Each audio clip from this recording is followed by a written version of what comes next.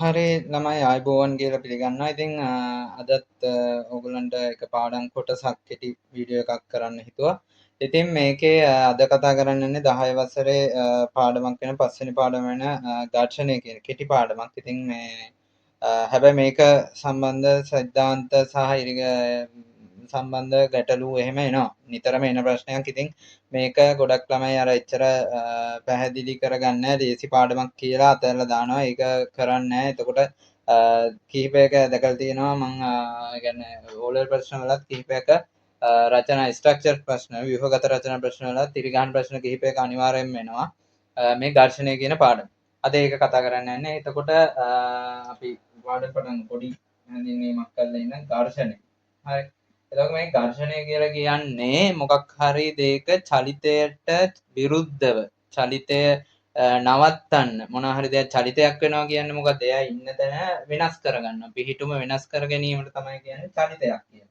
අපි එක්ක දෙයක් ඇදගෙන යනවා, තල්ලු කරගෙන යනවා, වාහනයක් නම් පදවගෙන යනවා. මොන හරි ඉන්න තැන වෙනස් කිරීමකට තමයි ඝර්ෂණ මේ චලිතයක් කියන්නේ.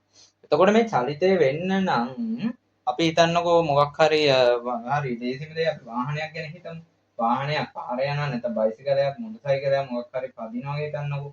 මේ වාහනේ පදින්න නැත්නම් මේ වාහනේ මේ පාරේ යන්න මොනවද තියෙන රෝද නෙදින රෝද ටික කැරගෙන්න ඕනේ. රෝද හතර නැත්නම් හතරක් හරි දෙකක් හරි තියෙන රෝද ටික කැරගෙන්න ඕනේ. මේ රෝද කැරගෙන්න හරි මොකද වෙන්නේ මේ පොළොව ලිස්සනවා නම් හරි පොළොව ලිස්සුවොත් ඒ කියන්නේ මේ රෝදේ යන්න දෙන්නේ නැහැ. රෝදේ එක තැන කැරගෙන. හරි. මේ වාහනේ එතකොට චලිතයක් වෙන්නේ නැහැ. මොකද මේක ලිස්සනවා. හරි. එතකොට මෙන්න මේ චලිතය නවත්තන්න තියෙන දෙයක් තමයි ඇත්තටම ඝර්ෂණය කියන්නේ. එයාගේ චලිතය දැන් තියෙන දේ වෙනස් කරගන්න හදද්දී ඒ වෙනස් වීම නවත්තගෙන අල්ලගෙන ඉන්න කෙනා තමයි ඝර්ෂණය. ඒක හරි. ඒ කතාව වැරද්දක් නැහැ. හැබැයි වාහනයක නැත්තම් මොකක් හරි අපි ඇවිදිනවා හිතන්නකො ඔන්න කකුලෙන් පයින් යනවා. පයින් යන මොනසේ ඔන්න කකුල ගෑවෙන්නේ පොළවේ. හරි. එතකොට මේ කකුල තියද්දී මේ කකුල මොකද වෙන්නේ? පොළවේ අපි දාන සපත්තුව හරි නිකන් කකුල තිබ්බාම හරි පොළවෙන් මොකද කරන්නේ මේ චලිතය අපි යන්න හදන්නේ ඉස්සරහට යන්න හදද්දී මේ චලිතයට විරුද්ධව ඝර්ෂණයක් ඇති කරනවා පිටිපස්සට. හරි. අපි රෝද ගැන හිතමු. රෝදයක් මම ලොකු කරලා මෙතන අඳින්නම් මේක පොඩි නිසා රෝදයකට මොකද වෙන්නේ කියලා බලන්න. රෝදේ ඔන්න තියෙනවා රෝදේ. මේ තියෙනවා වාහනේ රෝදයක්. වාහනේ කැරගෙන්නේ රෝදේ කැරගෙන්නේ පිටිපස්සේ. හරි රෝදේ ගමන් කරන්න යන්නේ හදන්නේ එයා පස්සට. හරි. ඒකට විරුද්ධව මොකද කරන්නේ? පොළොව මගින් ඉස්සරහට ඇති කරන ප්‍රතිවිරුද්ධ බලය. හරි. ප්‍රතිවිරුද්ධ බලනේ අපි මොකද නිව්ටන් තුන්වෙනි නියමය. චලිතයකට විරුද්ධව සෑම විටම ප්‍රතික්‍රියා ඇති වෙනවා. හරි විශාලත්වයෙන් සමාන දිශාවෙන් ප්‍රතිවිරුද්ධ ප්‍රතික්‍රියා ඇති වෙනවා කියන්නේ. චලනය වෙන්න හදන්නේ පස්සට ඊට විරුද්ධව පොළොව මගින් රෝදය මත ඉස්සරහට බලයක් යෙදෙනවා. අන්න ඒ ප්‍රතිවිරුද්ධ බලයට තමයි චලිතයට විරුද්ධව යෙදෙන බලයට තමයි ඝර්ෂණය කියන්නේ. ඉතින් පොඩි සරල අදහසක්. හැබැයි අපි හිතනවා මේ ඝර්ෂණය තිබ්බොත් මේ අපේ ඝර්ෂණය තීද්දි දැන් ඔළුවේ තියෙන මොකද්ද? මෙයා චලිතය නවත්තනවා. අමාරුයි. කරන්න එපා කියලා කියන්නේ මේ. නෑ එහෙම නෙමෙයි. ඝර්ෂණය නැත්තම් ඇවිදින්නවත් බෑ අහන්න. අපිට මොකද? පොළව මේ ඝර්ෂණය නැත්තම් මොකද වෙන්නේ? මේක කකුලෙන් අපිට බලයක් යොදලා ඉස්සරහට යන්න බෑ. මේක ලිස්සනවානේ. රෝදේ මොකද වෙන්නේ? රෝදේ එක තැන කරගෙන. හරි. එතකොට ඒකට නවත්තන්න තමයි මෙන්න මේ ඝර්ෂණය තියෙන්නේ. එතකොට ඝර්ෂණය ඇත්තටම චලිතයට අවශ්‍යයි. චලිතයට බාධා කරන කතාව. හරි. ඝර්ෂණය නැත්තම් චලිතයක් කරන්න බෑ. රෝදයකට හෝ පාදයකට. හරි. ඉතින් මේ සරල හැඳින්වීමක් තියෙනවා. එතකොට ඝර්ෂණය හැමතිස්සෙම ඒ චලිතය වෙද්දී චලනය වන පෘෂ්ඨවල ස්වභාවය මත ඇතිවන දෙයක්. හරි. ඝර්ෂණයට බලපාන සාධක වගේකුත් තියෙනවා. ඒ මොනවද කියලාත් බලමු. අපි ඝර්ෂණයේ කොටස් තුනකට බෙදෙනවා. හරි මේ සරලම හැඳින්වීමක් කරන්නේ. ලොකු අවශ්‍ය දේවල් ඔක්කොම ටික වීඩියෝ එකේදී කතා කරනවා. ඝර්ෂණය කොටස් තුනකට බෙදෙනවා. හරි. ඔන්න බලන්න. ඝර්ෂණය කියන්නේ ඔන්න රෝදයක් හරි මොකක් හරි වස්තුවක් අපි හිතමු ඔන්න බලයක් යොදනවා. හරි ඔන්න බලය ටික ටික වැඩි කරන්නේ තුණු තරාදියකින් තමයි බලය යොදන්නේ. හරි. මොකක් හරි ලී කුට්ටියක් හරි ලෝහ කුට්ටියක් හරි තමයි ඔන්න තියෙන්නේ. මේක ඇදන් යද්දී හරි ඔන්න බිඳුවෙන් පටන් අරගෙන බිඳුවේ ඉඳන් ක්‍රමයෙන් බලය නිව්ටන් ගාන වැඩි කරගෙන යනවා. 1 2 3 ඔහොම වැඩි කරනවා. හරි. ඔහොම වැඩි කරන් ගිහිල්ලා එක් අවස්ථාවක මොකද වෙන්නේ මේක ඔන්න තාම චලනය වෙන්නේ නැහැ. මුල් ටිකේ චලනය වෙන්නේ නැහැ. බලය එක සීමාවක් පැන්නට පස්සේ මොකද වෙන්නේ? මෙයා ඔන්න චලනය වෙන්න පටන් ගන්නවා. හරි. ඔන්න ඔය සිද්ධි තුන. මේක චලනය වෙන්නේ නැති අවස්ථාව, චලනය වෙන්න ආසන්න අවස්ථාව සහ චලනය වන අවස්ථාව කියලා අවස්ථා තුන යටතේ ඝර්ෂණය බෙදෙනවා කෑලි තුනකට. හරි. චලනය වෙන්නේ නැහැ. ඔන්න බලය යොදනවා. හැබැයි බලය දෙන බලය මදි මෙයාව චලනය කරන්න. මොකද මෙයාගේ පෘෂ්ඨ වලින් නැති කරන කවුද? මේ ලෝහ අපි කියමු ලී කුට්ටියක් කියලා. ලී කුට්ටිය සහ ඒක ස්පර්ශ වෙලා තියෙන පෘෂ්ඨය අතර ඇති කරන ඝර්ෂණ බලය වැඩි කාට වඩාද? එළියෙන් දෙන බලයට වඩා වැඩි. හරි. එයා මදි මේක නිව්ටන් අපි හිතමු මෙයා දෙනවා කියලා 5 නිව්ටන්. හරි. මෙයා දෙන්නේ 3 නිව්ටන්. මදි. චලනය කරගන්න. හරි. එතකොට බල සමතුලිතය නම් 3ක් ඇද්දි 3ක් විය යුතුයි. 5ක් තියෙනවා. ඉතින් මේක මෙහෙට යන්න එපා. එහෙම යෑමක් නෙමෙයි මං කියන්නේ මේ. මෙයාට උඩින් 5ක් වෙනකම් වගේ ඝර්ෂණ බලය දෙන්න පුළුවන් කියන එක. හරි. ඔන්න මොකද වෙන්නේ මේ දෙන්න සමානව තියෙනවා. හැබැයි ඒක චලනය වෙන්නේ නැහැ. චලනය වෙන්නේ නැති අවස්ථාවේ ඝර්ෂණ බලය. ඒකට කියනවා ස්ථතික ඝර්ෂණ බලය. ස්ථතික ඝර්ෂණය. ඝර්ෂණය කියන්නේ චලනය වෙන්නේ නැහැ. ඔන්න එක අවස්ථාවක්. හරි ඕන වස්තුවක් මත ඔන්න ඔහොම අවස්ථාවක් තියෙන චලනය වෙන්නේ නැති ඝර්ෂණය. නැති අවස්ථාවේ දෙන ඝර්ෂණයකුත් තියෙනවා. හරි. ඒක බොහෝ විට බාහිර බලයට සමානයි ඝර්ෂණ බලය. එක අවස්ථාවක් ගැන හිතුවොත් බාහිර බලය ඝර්ෂණ බලයට සමානයි. ඒක ස්ථතික ඝර්ෂණ. දෙවෙනි එකේ කියන්නේ මොකද්ද ළමයි? මේ බලය තව ඔන්න වැඩි කරගෙන යද්දි මොකද මේක ඉතින් හැමතිස්සෙම මෙයාට නවත්තන්න ඉන්න බෑනේ. එක වෙලාවකදී මොකද වෙන්නේ? මෙයා ඉක්මවා යනවා ඝර්ෂණ බලය. ඒ කියන්නේ මෙයාට දෙන්න පුළුවන් උපරිමයක් තියෙනවා. මෙයාට යාගේ මට්ටමේ දෙන්න පුළුවන් උපරිමයක් තියෙන නැද? හිතුවමනාවට වැඩි. ඉතින් කවදාවත් මේක චලනය කරන්න වෙන්නේ නැහැ. මේක වැඩි කරගෙන යද්දි එක් අවස්ථාවක මෙයා ගන්න පුළුවන් උපරිම ඝර්ෂණ බලය ගන්න. ඒකට තමයි කියන්නේ මොකද්ද? සීමාකාරී ඝර්ෂණ බලය. හරි. සීමාකාරී ඝර්ෂණ බලය. මේ සීමාකාරී අවස්ථාවටපත් වෙනවා කියන්නේ මෙයාගේ උපරිම ඝර්ෂණ බලය දැන් දීගෙන ඉන්නේ. අල්ලගෙන ඉන්නේ. තව එයා දෙන්න පුළුවන් උපරිම තල්ලුව බලය ප්‍රතිවිරුද්ධ බලය ඔන්න දීගෙන තමයි දැන් ඉන්නේ. හරි දෙවෙනි අවස්ථාව. හරි. එතකොට වෙන්නේ මොකද්ද? මේක ඝර්ෂණ බලය උපරිම ඔන්න 5 කියන අවස්ථාවක ගමු 5ට එනවා. බාහිර බලය මොකද වෙන්නේ? ඝර්ෂණ බලයට සමාන වෙනවා. උපරිම ඝර්ෂණ බලය. හරි.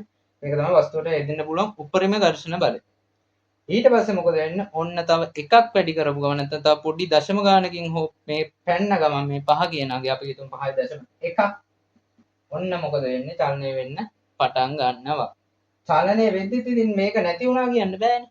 මෙයා හිටියා. මෙයා උස්සන් ගියේ නෑ කවුද? නිව්ටන් 5 කියන එක හිටියා. තාමත් ඉන්නවා. හැබැයි 5ට වඩා දැන් මොකද වෙන්නේ? චලනය වෙද්දි පොඩි වැඩක් වෙනවා. ඝර්ෂණ බලය පොඩ්ඩක් බහිනවා. ගැන මේ ගානට වඩා පොඩි ගානක් අඩු වෙනවා. හරි. හැබැයි ඝර්ෂණයක් තියෙනවා. බලය නවත්තපු ගමන් මේක අඩු වුණ ගමන් මේක නවතිනවා. හරි. මෙයා නවත්ත ගන්න කෙනෙක් හැමතිස්සෙම ක්‍රියාත්මක වෙමින් ඉන්නේ. චලනය වෙද්දිත් ඒක වෙනවා. හරි. ඒ බලයට කියනවා මොකද්ද? ගතික ඝර්ෂණ බලය.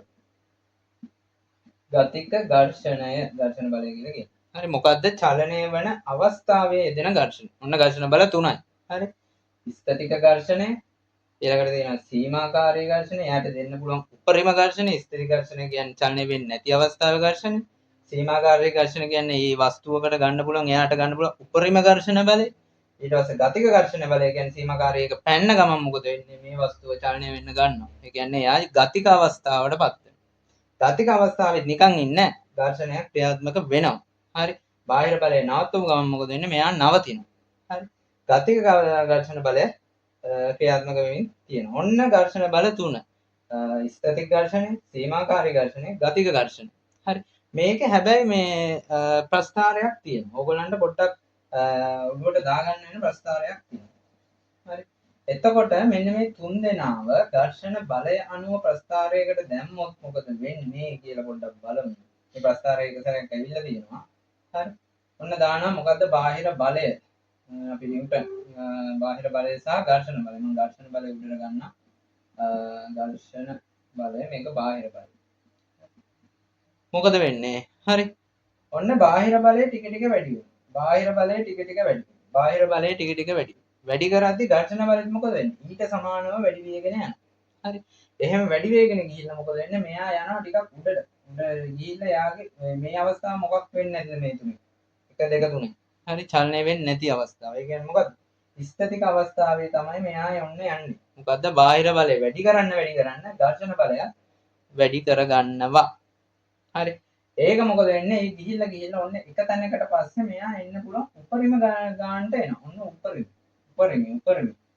උපරිමය කියන්නේ මොකද්ද? මෙන්න මෙයාගේ මෙතනට එනවා. ඒ කියන්නේ 2.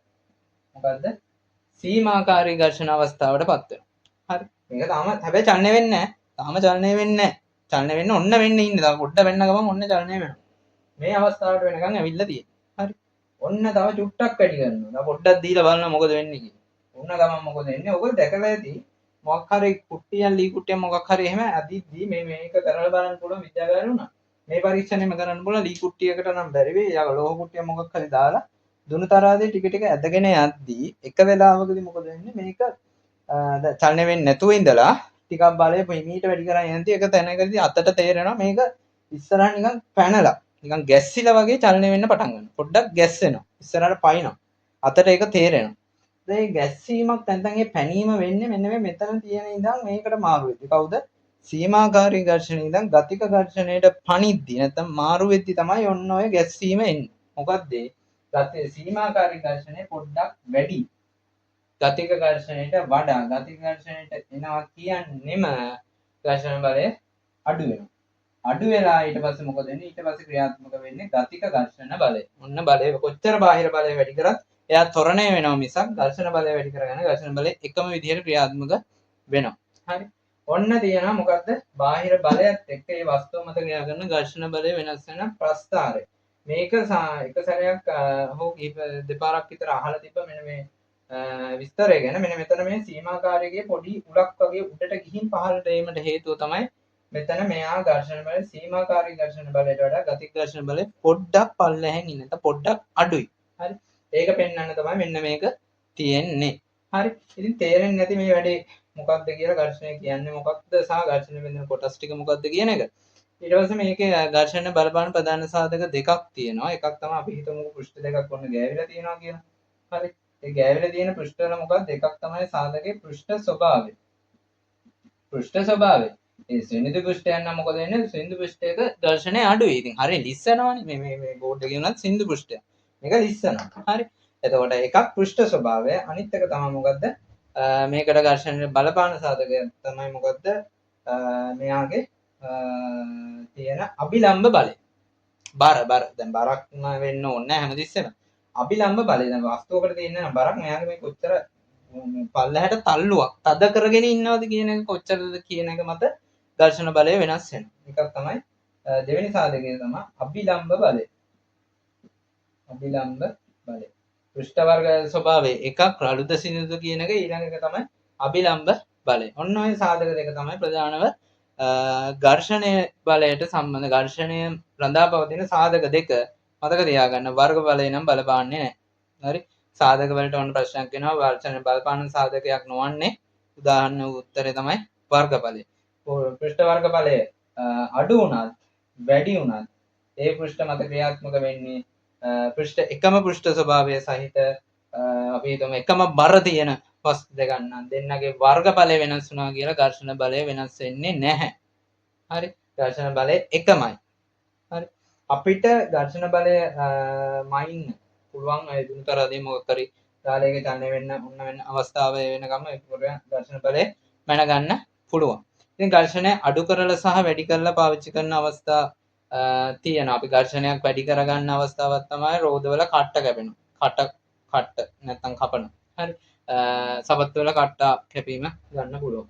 ඒක වැඩි කරලා පාවිච්චි කරන අවස්ථාවක්. එතකොට ඝර්ෂණය අඩු කරගන්න වෙන අවස්ථාවක් තමයි උදාහරණයක් විදිහට වාහනවල නැත්තම් මේ මොනවා හරි යන්ත්‍රෝපකරණ වල බෙයාරින් යදනවා. ඒ කියන්නේ චලනය වෙන වස්තු වල ගැටෙන වස්තු වල ඒ ගැටෙද්දි මොකද වෙන්නේ? මේවා රත් වෙනවා. නැත්තම් මේවල මොකද වෙන්නේ මේ පෘෂ්ඨ අතර ඝර්ෂණයක් ඇති වෙනවා. ඒක නිසා මොකද වෙන්නේ? ශක්තියක් හානි වෙනවා. එතකොට ඉන්ධන හානිය ඒ වගේ ශක්ති හානියක් වෙනවා. ඒක නවත්තන්න මොකද වෙන්නේ? ඝර්ෂණය අඩු කරගන්න දාන ඔය ලිහිසි තෙල් වගේ දේවල් දානවා. එතකොට තව මොනවාද බෙයාරින් වර්ග පාවිච්චි කරනවා. මේ ඝර්ෂණය අඩු කරගන්න අවස්ථා තියෙනවා. ඒ වගේම ඝර්ෂණය වැඩි කරගන්න වෙන අවස්ථා තියෙනවා. ඉතින් මේ ඝර්ෂණයේ පාඩමේ කෙටි හැඳින්වීමක් කෙටි කියන්නේ මේ ඔක්කොම ටික මේ පාඩම සම්බන්ධයෙන් කෙරෙන්නේ නැති කියලා හිතනවා මේ සම්බන්ධ වෙන්නේ නැති බෙදෙන කොටස් ටික ඝර්ෂණය හැඳින්නුවා ඊට පස්සේ බෙදෙන කොටස් ටික කිව්වා ඝර්ෂණයේ මේ කොටස් තුනේ කොහොමද වෙනස කියන එක පැහැදිලි කරා ඊට පස්සේ ඝර්ෂණ බලපාන සාධක දෙක මොකද්ද පෘෂ්ඨ ස්වභාවයයි අභිලම්බ බලය කියන එක කිව්වා සහ ඝර්ෂණය අඩු කරගන්න සහ වැඩි කරගෙන අපි ප්‍රයෝජන ගන්න අවස්ථා ගැන කිව්වා. ඉතින් වීඩියෝ පාඩම තේරෙන්නේ නැති කියලා හිතනවා. ඔයගොල්ලන්ගේ අයිඩියාස් පල්ලෙන් කමෙන්ට් එකක් දාන්න. ඉතින් ඉතුරු පාඩම් කොටස් ටික තව වීඩියෝස් වලින් ඉස්සරහට ඔයගොල්ලන්ට බලා ගන්න පුළුවන් වෙයි. ඉතින් අලුත් වීඩියෝ එකකින් හම්බ වෙනකම් ඔයගොල්ලන්ට සුබ දවසක්.